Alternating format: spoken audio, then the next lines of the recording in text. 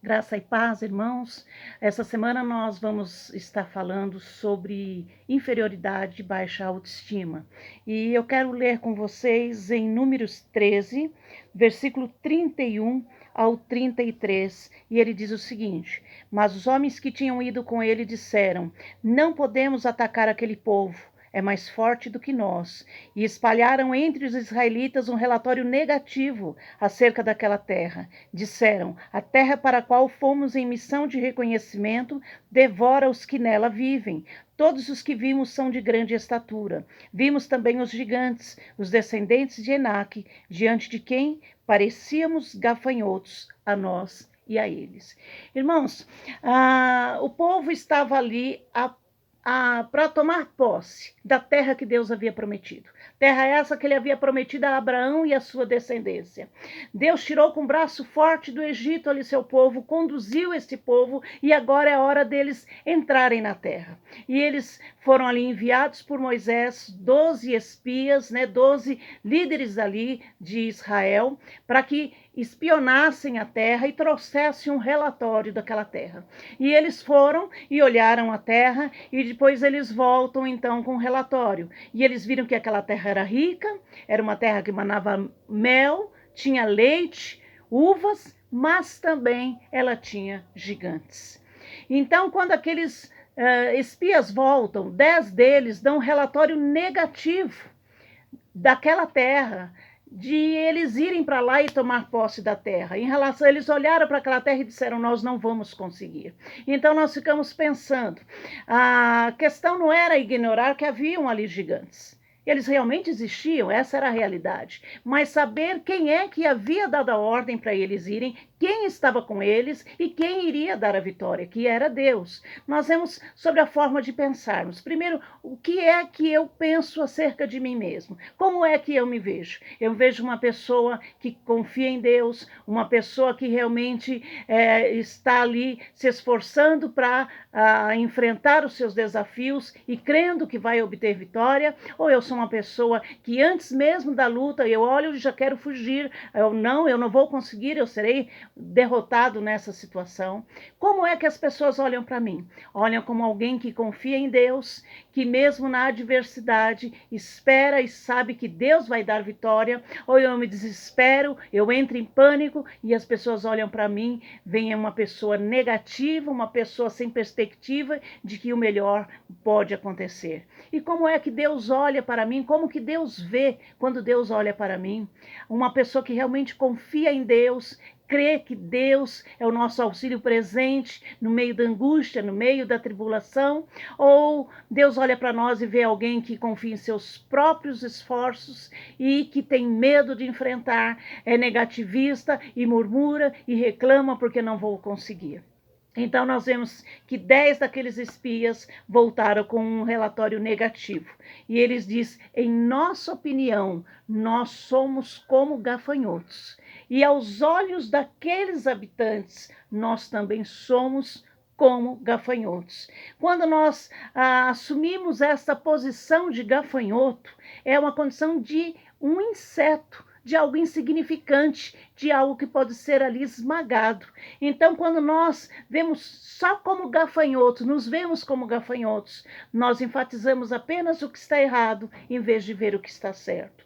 Nós só vemos fracasso, o lado negativo, se sentem derrotados antes mesmo de lutar. São aquelas pessoas que murmuram contra tudo e contra todos, murmura contra as situações, murmura contra as pessoas e até em relação a Deus, não aceitando, dizendo: por que Deus nos coloca na situação? Por que me sinto tão pequeno? Estou como um gafanhoto, vou ser ali esmigalhado, esmagado pelo inimigo. E nós vemos que em outra situação, Davi, quando ele vai ali para Israel, nós vemos que o gigante Golias estava afrontando o exército de Israel, o povo de Israel, e afrontando o nome de Deus de Israel. E ali nós vemos que Davi, ele vê aquele gigante, mas ele não se sente como um gafanhoto. Diz que ele pegou uma funda e 5 pedras e ele partiu ali em direção àquele gigante. E ali ele falou: em nome do Senhor dos Exércitos. é em nome do Senhor dos Exércitos. Ele não se sentia um gafanhoto. Apesar da sua limitação, apesar de saber que ele não era uma pessoa autossuficiente, mas ele confiava em Deus e essa confiança fazia com que ele não se sentisse como um gafanhoto.